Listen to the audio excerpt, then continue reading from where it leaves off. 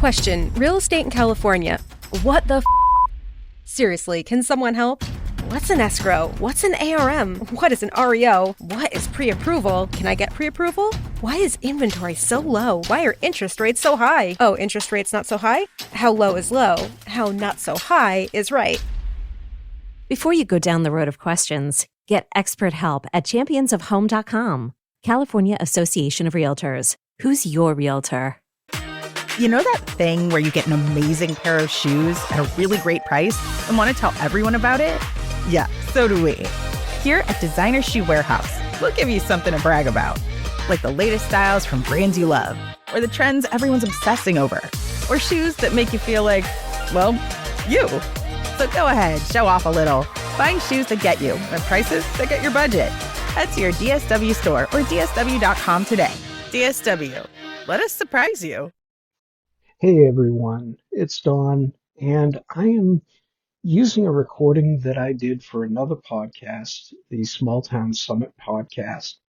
It is me reading an article I wrote back in early 2025 for their Small Town Summit newsletters, articles that they put out there. And I was asked to record it for their podcast, and it's gotten a lot of good feedback from a lot of people, and I thought I would share it here for those who may be wanting to hear it.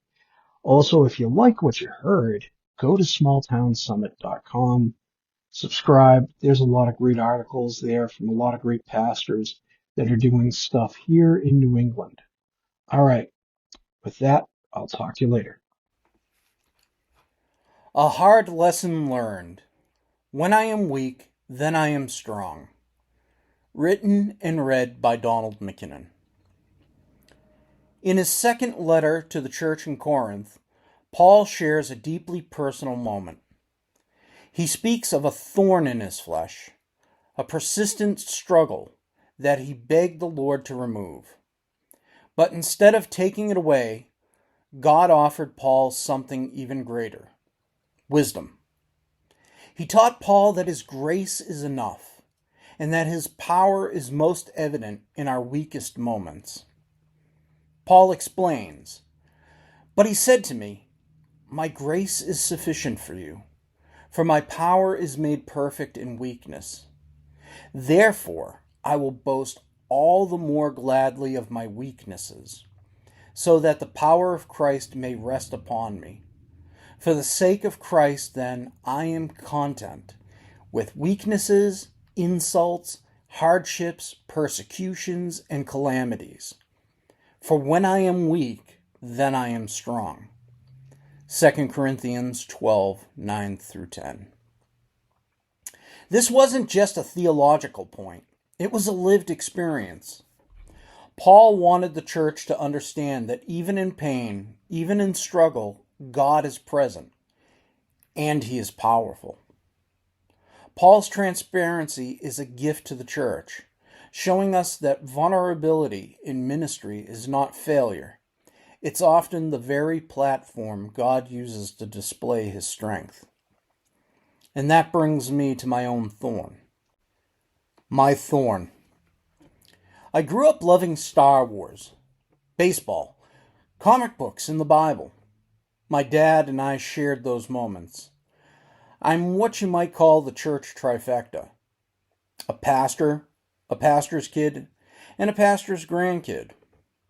I felt the call to ministry at 16, eager to follow the path of the two men I admired most. Fast forward to age 48. I had served 14 years in youth and men's ministry, then another 7 years planting a church, and was now entering my 4th year leading a small rural congregation through revitalization.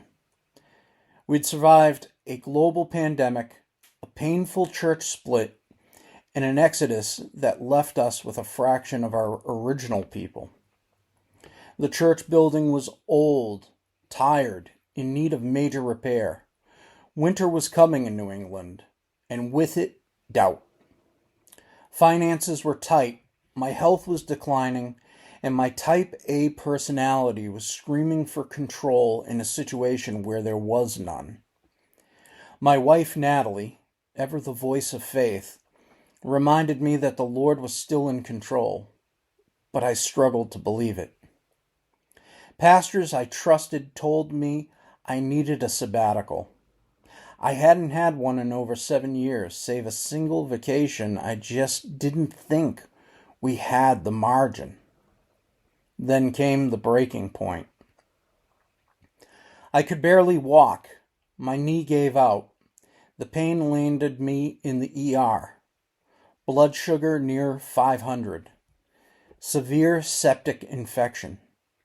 8 weeks out of the pulpit. Lying in that hospital bed, all I could think of was a story I'd heard about a pastor who had had a heart attack, and when he returned, his church had all but disappeared.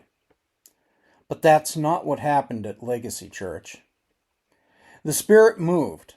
A retired teacher stepped in to preach. Our people rallied around my wife and me.